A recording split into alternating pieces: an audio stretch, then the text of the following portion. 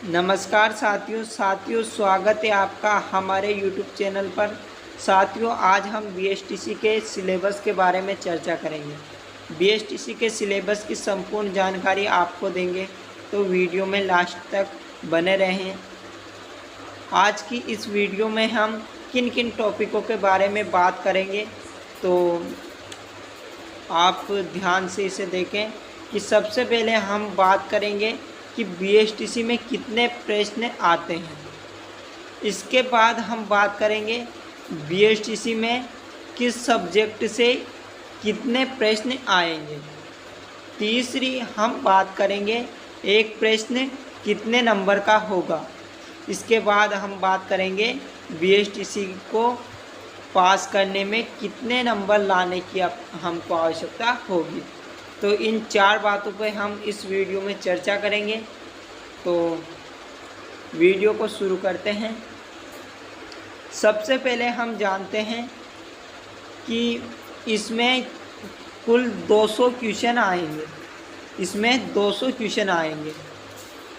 इसमें निम्न सब्जेक्ट से प्रश्न आएंगे। पहला है मानसिक योग्यता, दूसरा है शिक्षण अभिरुचि, तीसरा है इंग्लिश, चौथा है राजस्थान जीके और पांचवा है हिंदी या संस्कृत। इन दोनों में से हमें एक का चुनाव करना होता है, या तो हिंदी या संस्कृत, दोनों में से एक का हमें हल करना होता है। इसके बाद हम बात करते हैं मानसिक योग्यता की। तो मानसिक योग्यता में कितने क्वेश्चन आते हैं, तो मानसिक योग्यता में हमारे आते हैं 50 क्वेश्चन। कितने क्वेश्चन आते हैं? 50 क्वेश्चन। इसके बाद हम बात करते हैं शिक्षण अभिरुचि की। तो शिक्षण अभिरुचि में भी 50 क्वेश्चन आते हैं। इसके बाद हम बात करते हैं इंग्लिश की।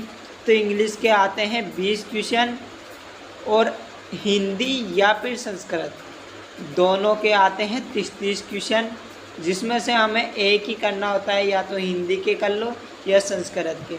जब हम फॉर्म भराते हैं तब हमें भाषा सेलेक्ट करनी होती है, तो उसमें हम हिंदी करते हैं तो हमें हिंदी के हल करने होते हैं, और यदि हम संस्कृत करते हैं तो संस्कृत के हल करने होते हैं। इसके बाद हम बात करते हैं राजस्थान जीके की। तो राजस्थान जीके में भी 50 क्वेश्चन आते हैं। इसके बाद और आगे हम बात करते हैं मानसिक योग्यता की। तो मानसिक योग्यता में कुल कितने टॉपिक आते हैं, तो मानसिक योग्यता में आते हैं 18 से 20 टॉपिक। मानसिक योग्यता में 18 से 20 टॉपिक आते हैं।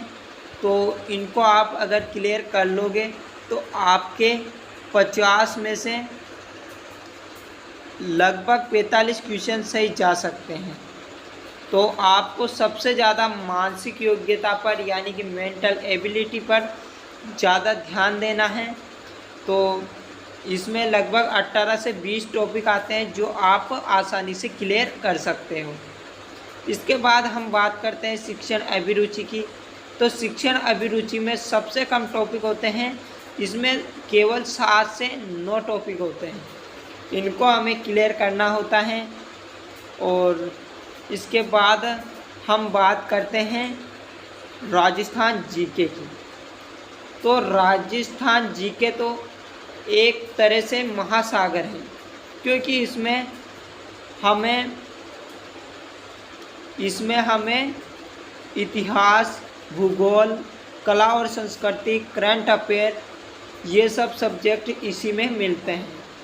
यानी कि इसमें बहुत सारा सिलेबस होता है और इसका भी क्वेश्चन आते हैं 50 क्वेश्चन। इतिहास, हमें राजस्थान का संपूर्ण इतिहास पढ़ना होता है, पूरा भूगोल पढ़ना होता है, कला और संस्कृति पढ़ना होता है, करंट अफेयर्स पढ़ना होता है। इसके बाद हम 50 क्वेश्चन को हल कर पाते हैं। इतिहास में ऐसे लगभग हम बात करते हैं तो इतिहास में लगभग 15 क्वेश्चन के लगभग आता है, और भूगोल में भी 15 क्वेश्चन आते हैं, और कला और संस्कृति में भी 15 क्वेश्चन के लगभग आते हैं। साथ ही करंट अफेयर्स की बात करते हैं तो इनके केवल 5 क्वेश्चन आते हैं, लेकिन ये लगभग है, इतिहास में 15 की जगह 20 भी आ सकते हैं, भूगोल में 15 की जगह 20 भी आ सकते हैं या 10 भी आ सकते हैं। तो इनमें कोई एक एग्जैक्ट नहीं के रखा है। इसमें किसी भी सब्जेक्ट से कितने भी क्वेश्चन आ जाएं हमें कोई पता नहीं है। और करंट अफेयर्स में भी लगभग 5 क्वेश्चन के लगभग आते हैं, बट इसका भी पता नहीं ये 5 क्वेश्चन भी आए या ना आए। तो इन चारों सब्जेक्ट को हमें क्लियर करना पड़ता है। इनमें से 50 क्वेश्चन आएंगे। अब 50 क्वेश्चन में से पता नहीं कौन से सब्जेक्ट से ज़्यादा आएंगे, कौन से कम आएंगे। तो चारों सब्जेक्ट को आपको क्लियर करना होगा।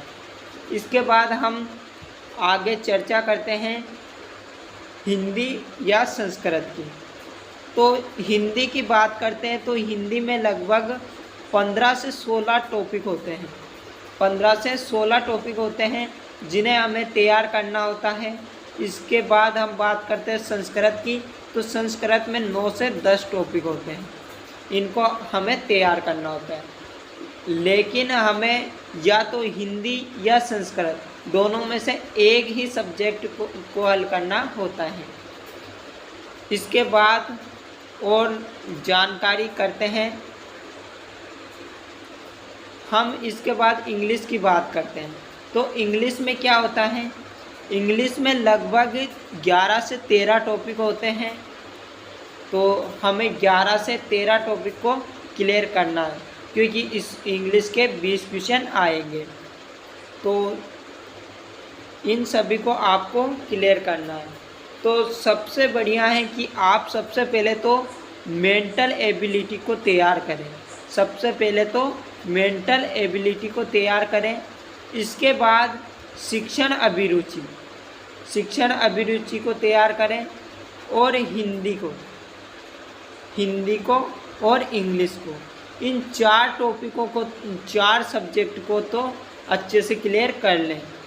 इसके बाद जो भी आपके पास समय बचता है उसमें आप जीके को तैयार कर लें, क्योंकि जीके में बहुत सारा सिलेबस होता है और उस सिलेबस में से केवल और केवल 50 क्वेश्चन आता है। जबकि मेंटल, शिक्षण अभिरुचि और हिंदी और इंग्लिश इसमें लिमिटेड सिलेबस होता है, और जिसमें से मेंटल में 50 क्वेश्चन और शिक्षण अभिरुचि में 50 क्वेश्चन, हिंदी में 30 क्वेश्चन और इंग्लिश में 20 क्वेश्चन आते हैं। तो और इसके बाद आगे और जानते हैं।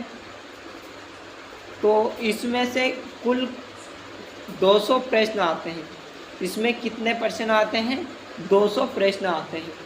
और प्रत्येक प्रश्न यानी एक प्रश्न 3 नंबर का होता है। प्रत्येक प्रश्न 3 नंबर का होता है, यानी कि कुल 600 नंबर। यानी कि कुल तो 200 क्वेश्चन आते हैं। 200 क्वेश्चन आते हैं और इसको गुणा किया 3 से तो हो जाएगा अपना 600, यानी कि कुल 600 नंबर का आपके पेपर आएगा।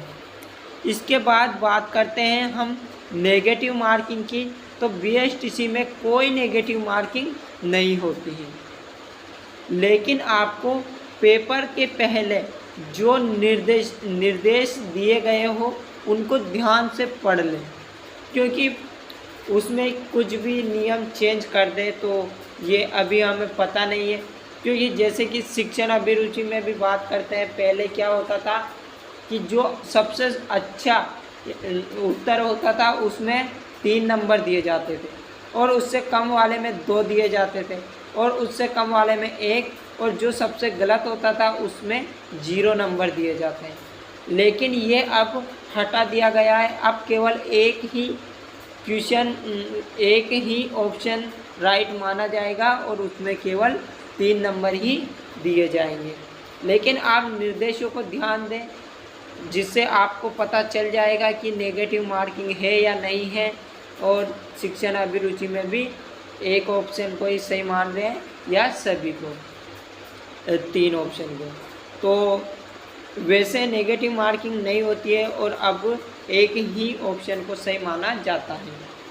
इसके बाद हम और चर्चा करते हैं कि बीएसटीसी में सिलेक्शन के लिए कितने नंबर लाए, हमें बीएसटीसी में सिलेक्शन लेने के लिए कितने नंबर लाने पड़ेंगे। तो मेरे हिसाब से तो लगभग 130 प्लस प्रश्न सही होने चाहिए।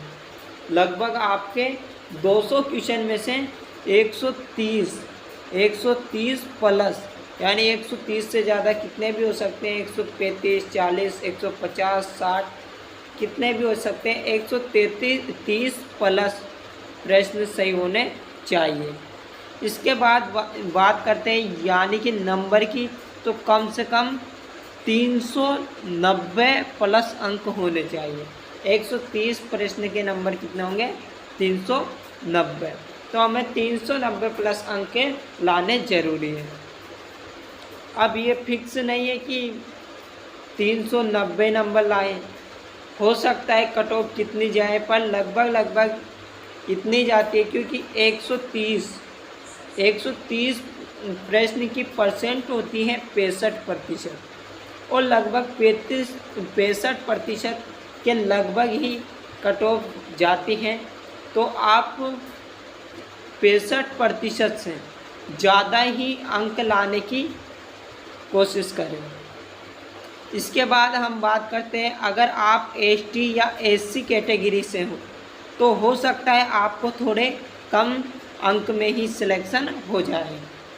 अगर एसटी एससी कैटेगरी हो तो थोड़ा कम नंबर में आपका नंबर आ सकता है, लेकिन ओबीसी और जनरल वालों को तो 130 प्लस लाना पड़ेगा, और 130 से ज़्यादा ही लाए, क्योंकि फिक्स नहीं है 130 में भी आ जाए, कट ऑफ का कोई भरोसा नहीं है। इसलिए 130 से ज़्यादा ही क्वेश्चन सही करने का आप निश्चय करें। इसके बाद बात करते हैं, लेकिन कोशिश करें कि आप 400 प्लस अंक लाएं। तो आई होप आपको वीडियो पसंद आई होगी। वीडियो पसंद आए हो तो चैनल को सब्सक्राइब कर लें और वीडियो को लाइक कर दें, और ज़्यादा से ज़्यादा लोगों में शेयर कर दें, जिससे ज़्यादा से ज़्यादा लोग जान सके इसके बारे में। तो दोस्तों, आप सभी को धन्यवाद। Best of luck for exam, क्योंकि आपका एग्ज़ाम बहुत जल्द 28 अगस्त को होने वाला है। उसके लिए आपको तहे दिल से बहुत बहुत शुभकामनाएं। तो धन्यवाद फ्रेंड्स, मिलता है नेक्स्ट वीडियो में। Best of luck for your exam.